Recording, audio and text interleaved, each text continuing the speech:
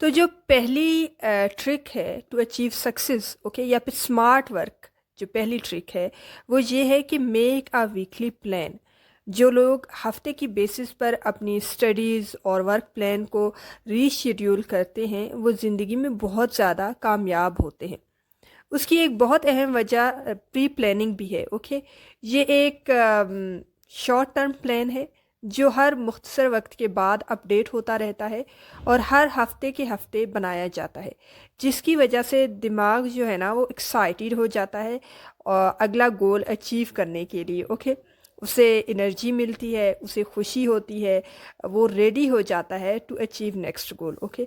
One thing which is very important, आपने ये weekly plan किसी कॉपी या रजिस्टर पर लिख कर बनाना है, ओके।